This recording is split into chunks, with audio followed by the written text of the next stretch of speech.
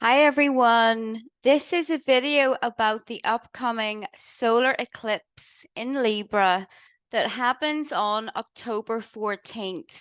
Now, this eclipse is conjunct a fabulous fixed star called SPICA. I'm sure that you've heard the name before, but let's start with what exactly is a solar eclipse. This is a new moon on steroids. Eclipses bring in massive life changes that unfold over 6 months or more, potentially for the rest of your life. Now, in the sign of Libra, it is connected with balance. As this is a solar eclipse, it's happening only 3 degrees away from the south node.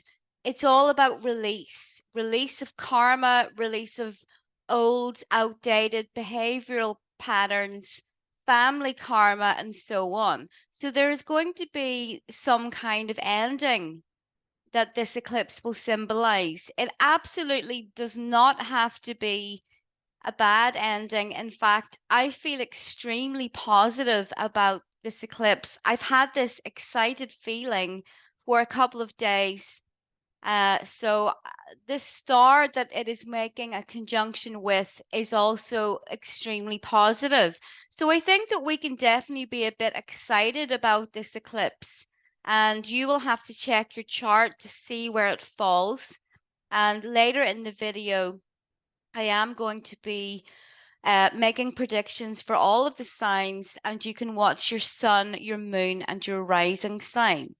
So this eclipse, the sun is in Libra, the moon is in Libra. It's like a new moon, but the sun is actually in detriment in Libra, meaning it's not particularly happy there. So this is different on a global level than what we will experience in our own personal lives. And eclipses were known throughout the ages that they were kind of bad for kings and rulers and people in power. Now, potentially, we could see some stuff like people around the globe losing powerful positions.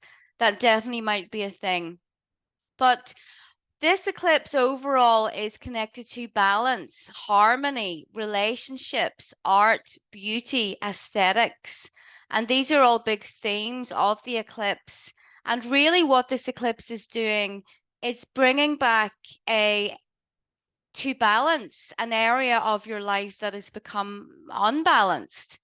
Now, I want to talk some more about this fixed star here because it is really important. This fixed star, Spica, is truly magnificent. It is connected to good luck, good fortune, success, and fame. It is one of the best stars in the sky. People that have this star in their horoscope, their birth chart, and they have a planet conjunct that, or maybe it's rising, they have buckets of charisma and they have that star quality that people are born with. And it's incredibly hard to learn. It is like a gift that people are born with.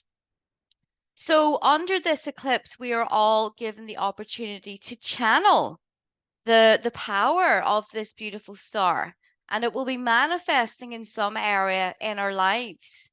So the heliacal rising of Spica was very important to the ancient Egyptians because thousands of years ago it actually marked the beginning of their harvest time, and they actually created temples in which they could harness and channel the power of the star. Now, if you want to do that yourself, you would need to wait for the heliacal rising next year of Spica, and you can actually make offerings to the star. So, some people that have this in their horoscopes are destined for great things, but there is one rule that they have to stick to. This is the rule that we must all stick to harness the success that comes from this eclipse.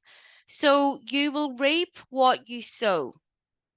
Now, you will reap the benefits and the rewards of your own efforts, your own originality and creativity. But if you try to copy or take from other people, it will bring about your downfall. And that is the case for people that have this star prominently in their horoscopes. So, in particular, it can be success from art, crafts, musicians, psychic work, astrology, and spiritual, but you have to do so in an honorable way, and you must give others their credit and their share. If you stick to that, then you will be rewarded from the benefits of this star. So, some of the aspects that the eclipse is making in its chart, the eclipse is conjunct Mercury. So, first of all, this adds a bit of instability because Mercury is a pretty fast planet and it can create a lot of good ideas. The sign of Libra is an air sign. It's logical, it's rational. It is a cardinal sign, which means that it's good for having good ideas, problem solving, logic, rationality. But conjunct Mercury, you will be flooded with a lot of good ideas. And of course, Libra is known for being a little bit indecisive, but it's more like they need some time to weigh everything up, the pros and cons, before they come to a concrete decision. And that is something that we must all do. But we will be having so many great thoughts, ideas, communication with other people, potential partnerships with other people, because Libra is the sign of partnerships. And of course, this means that the eclipse is going to have an impact on existing relationships. You should not be fearful about that at all. So it can bring a relationship into your life depending on where it is falling in your chart. It can bring some much needed balance into a relationship that has been struggling. It also will promote the business partnerships, creative partnerships. These will all unfold over the next several months. It's really great. Now, of course, none of this is going to happen if you don't make an effort. And you can have a lot of good ideas with this conjunction to Mercury, but air, the problem is to manifest that into a way that is earthy and tangible and real. Now, the ruler of this eclipse is Venus, who is in Virgo. She can be indecisive because she has a lot of fear. She wants to analyze things into a very deep level. She's not that happy in Virgo because Venus is the goddess of love and she's beautiful and she's emerging from her shell in the ocean with cherubs around her. But Virgo is that kind of archetype of, the hermit, the virgin, the pure one. So there will be some area of your life that becomes purified and so that it can function better for you, over the next several months. The one thing that is kind of negative is that Venus is opposite Saturn in the eclipse chart. So Venus in Virgo is opposite Saturn in Pisces. Now, it is a separating opposition, but it still counts. So, what could this be? The first thing that I thought of, this might be a delay. Okay, so this is a really great idea. You see this partnership happening, or this balance, or this beauty that's coming into your life. But first of all, there must be some planning. There must be, in a typically Virgo way, you want to make lists. You want to check all of the small details. You want to make sure that this hard work is going to go smoothly. So there might be a little bit of a delay. In terms of relationships, yes, of course, it can symbolize a breakup. So Venus in Virgo is very devoted. And if it were a person, Venus in Virgo would be that man or woman that does everything for their partners. They're just so giving. But sometimes we give too much, and all relationships are about give and take and about ultimately finding a balance. So if the other party is not willing to come to a more fair circumstance, then of course there might be a breakup. But for most people, I really don't think so. because like I say, I always say this, I know, but my parents have been together for over 50 years and they've been through every eclipse, retrograde, whatever you can think of, they've been through it. And they're still together and they're still in love and good to each other. So there can be some hard work that comes from this eclipse, which really is a good thing. Now, what can you do? I always talk about the remedies in astrology. Not many Western astrologers talk about remedies. However, they are commonly used in Vedic astrology. So, what can we do? Well, the first thing that I would like to speak about is that fasting on an eclipse is a good idea if you're physically able to. I am not a doctor or a healthcare professional, so you would need to determine that by yourself. But fasting is something that Hindus will do on an eclipse because food is said to turn to poison in your body. Why? Because it's a time of heightened emotion and your digestive system will be directly affected by the emotions that you're experiencing on an eclipse. So fasting, we can also set an intent to purify or remove something in our lives. For example, if you were someone that is very focused on money, obsessed with money, and in an unhealthy way, then you might fast on the eclipse with the intention of having a better relationship with money. If you're too needy in relationships, if you expect too much, or if you're too giving, you might fast with the intention of removing that energy from your body and promoting more healthy relationships or healthy self-esteem. So the other thing that you can do would be to use mantras depending on which tradition you are part of. Of course, the Hindus say, uh, they use Vedic mantras in Sanskrit. But I mean, I'm a Nordic pagan and I will be using Galder, which is chanting the runes in a way that vibrates energetically. And the voice really is one of the most powerful types of magic that we can use because when you speak or chant or sing, the energy will kind of permeate your, without being new age about it, because this is a thing, the power of those words will permeate your body and you will manifest those things that you're speaking or singing about into your life. That's why it's really um it's a lot of people listen to very negative music these days, and even when you are going to the store and it's highly irritating, I find it very annoying and distracting. They are blasting this awful pop music with really negative lyrics, and that is affecting everyone that is in that store.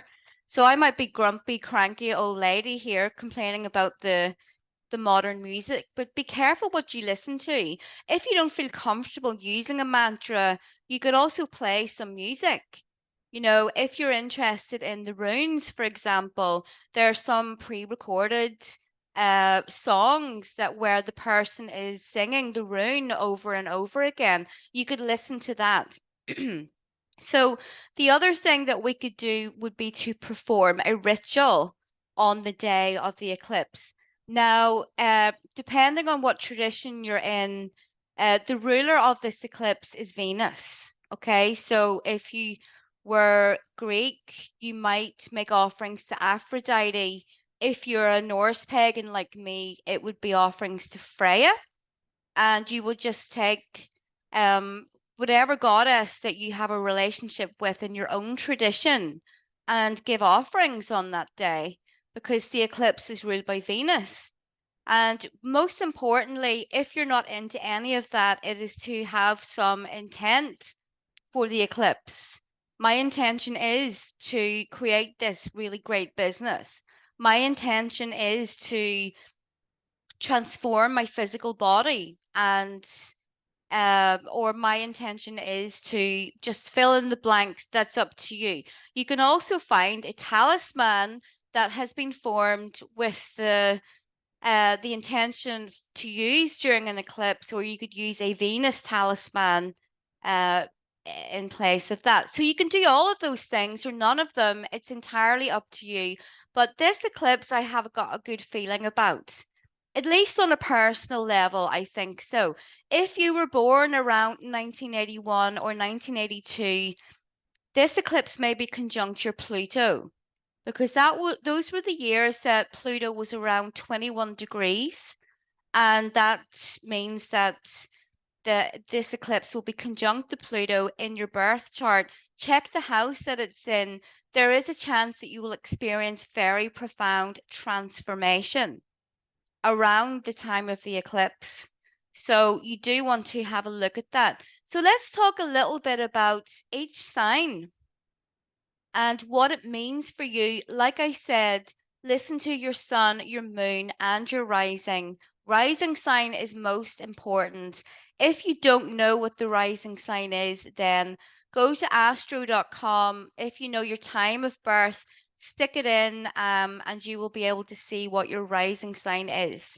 So, first of all, let's talk about Aries. So this is quite significant for you, Aries, as the eclipse is falling into your seventh house of partnerships.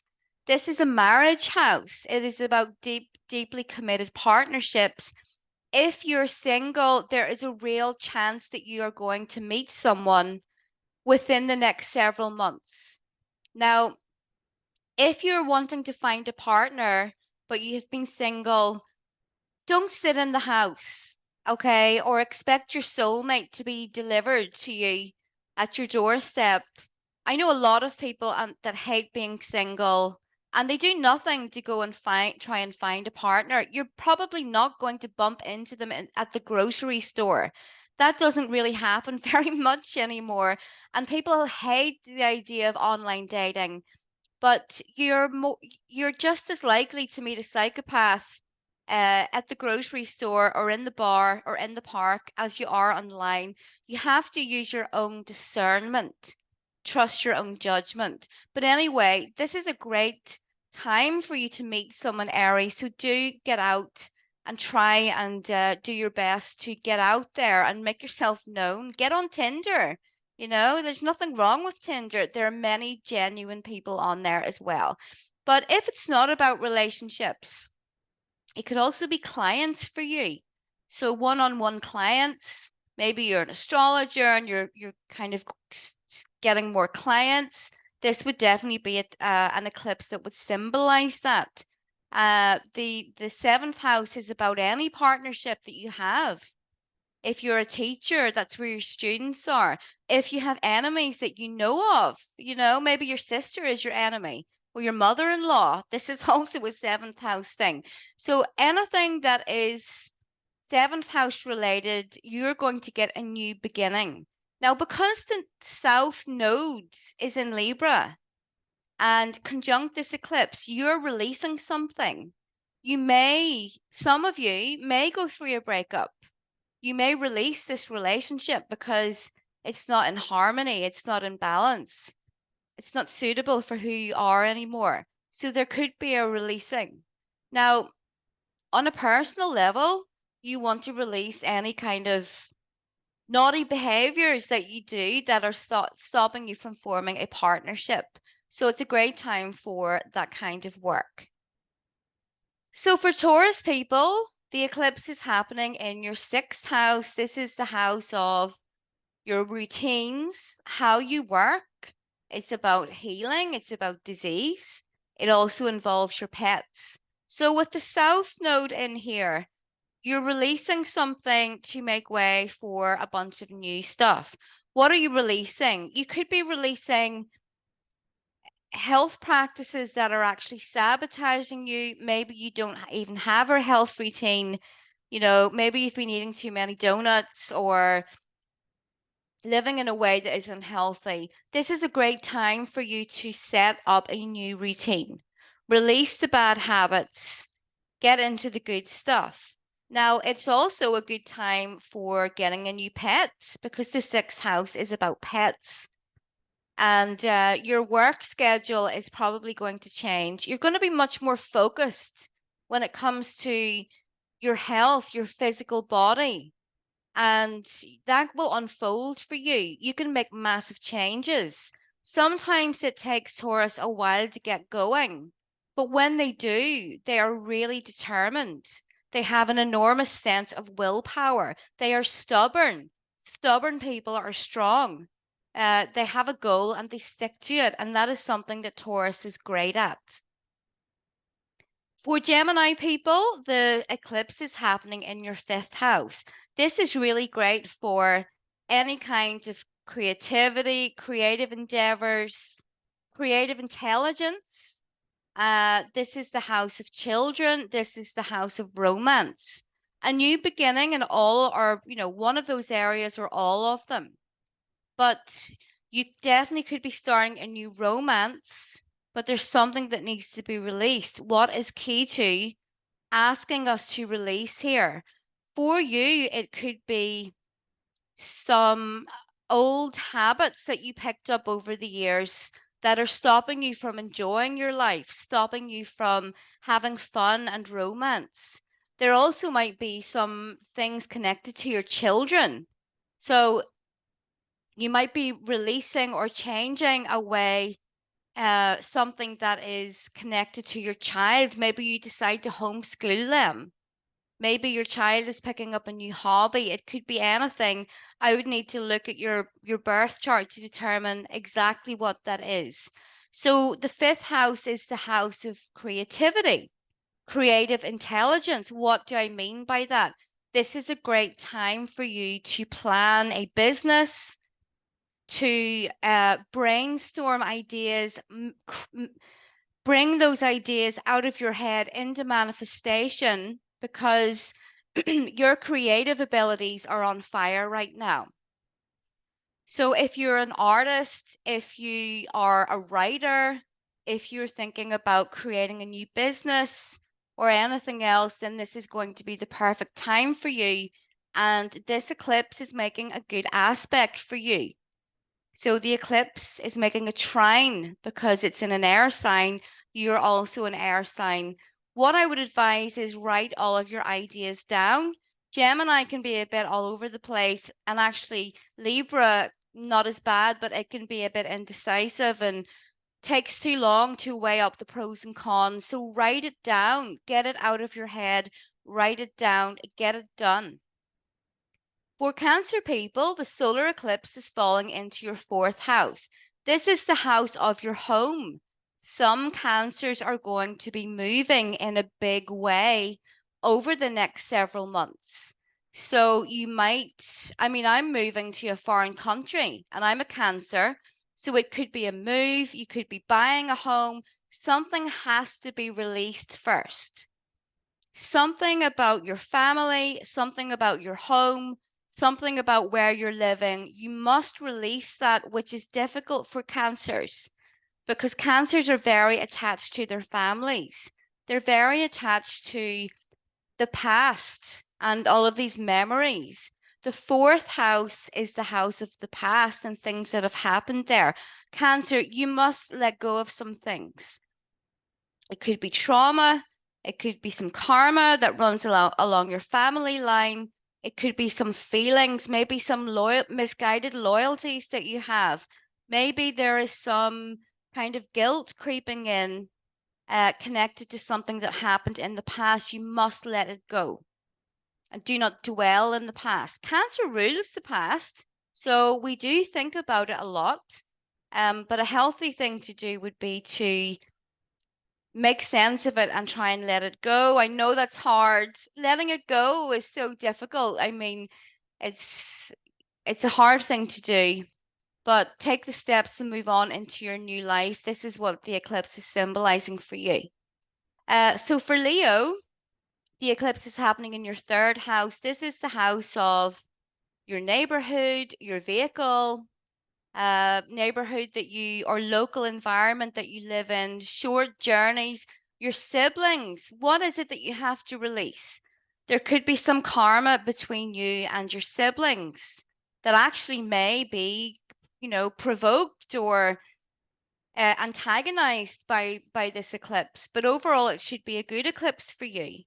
Maybe you're sick and tired of where you are living, you're having problems, you're feeling like the energy of that land is not suitable for you and you would like to move on. So you must make the decision to release that so that you can move into a better neighborhood. This is great for your mind.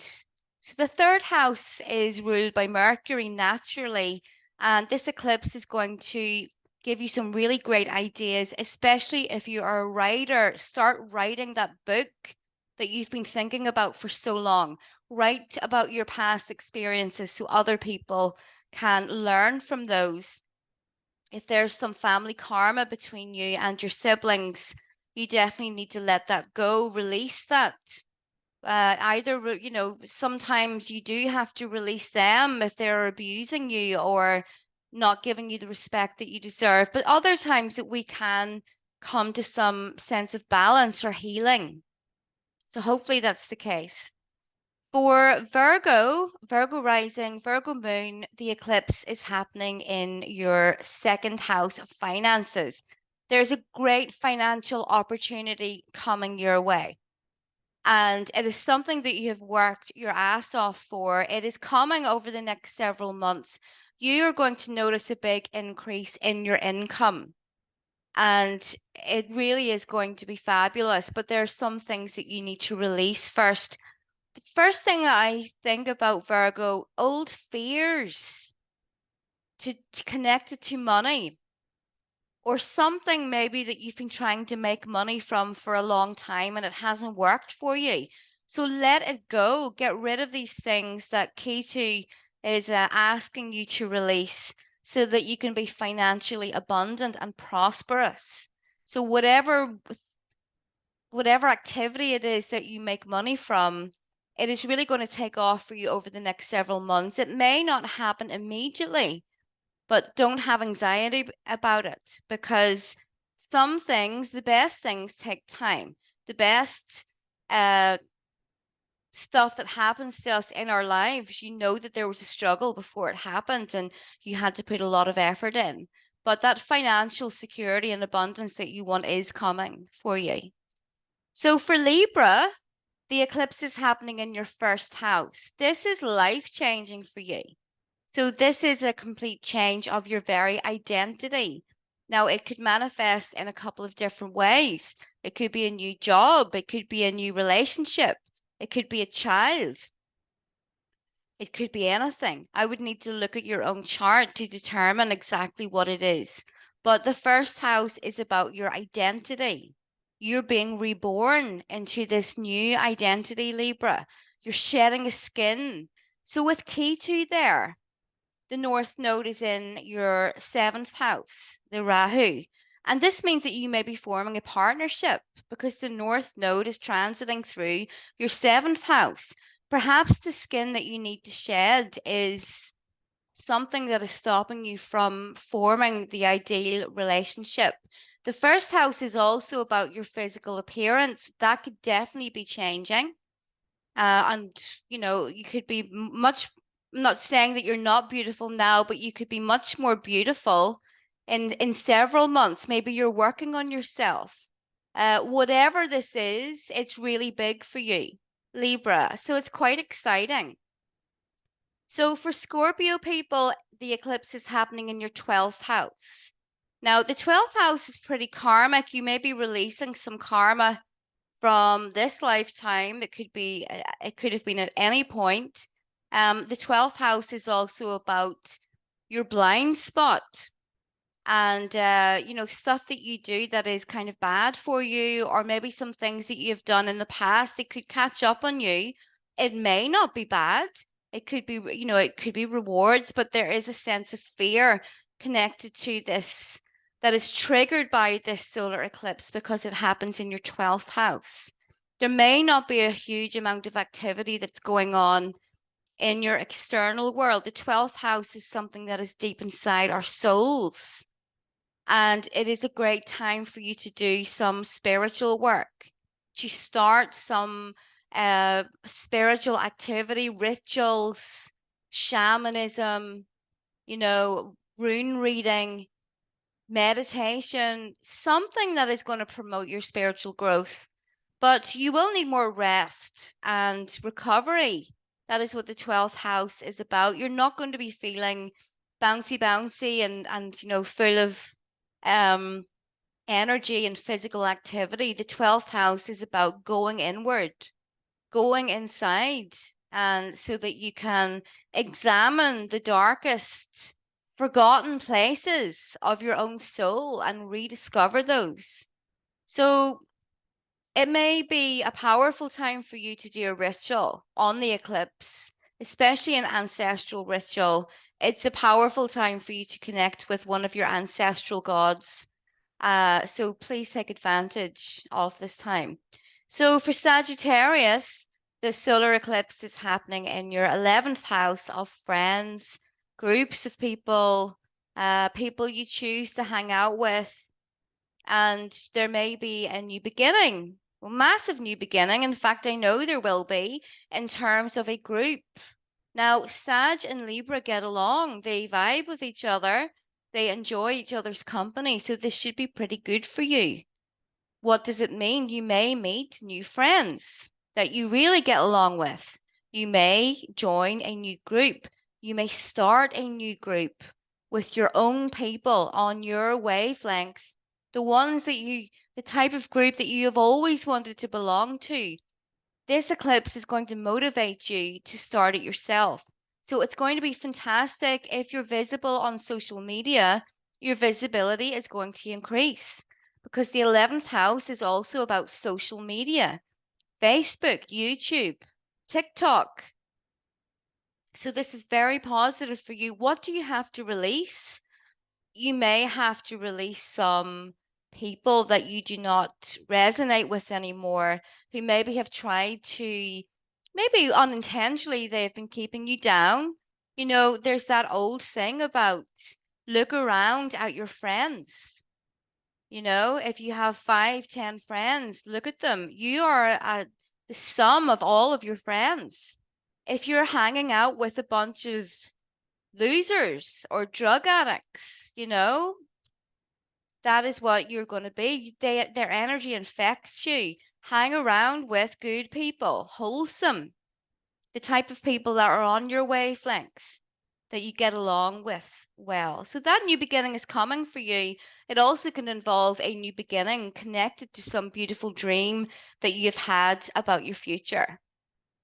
For Capricorn people, the eclipse is happening in your 10th house. There is a bit of stress there because Capricorn and Libra make a square together. However, once you get over these bumps, there is this brand new opportunity connected to work, your career, your job, your public reputation, your visibility to the public.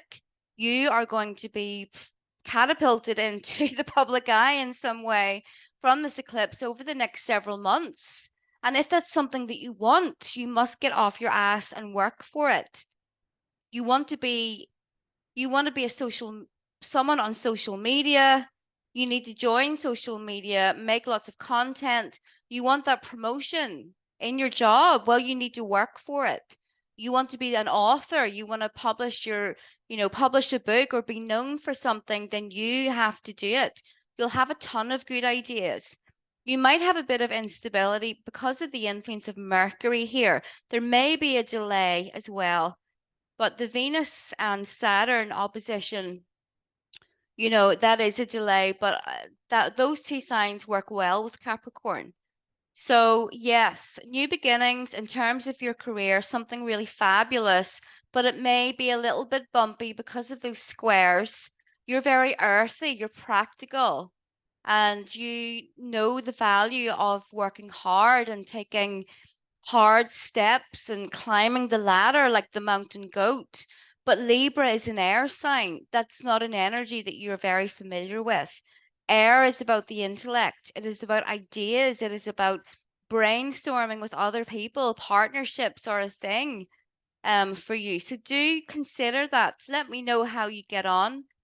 For Aquarius people, the eclipse is happening in your 9th house. The 9th house is about your beliefs, political, spiritual, any kind of beliefs. It is about higher knowledge, higher learning.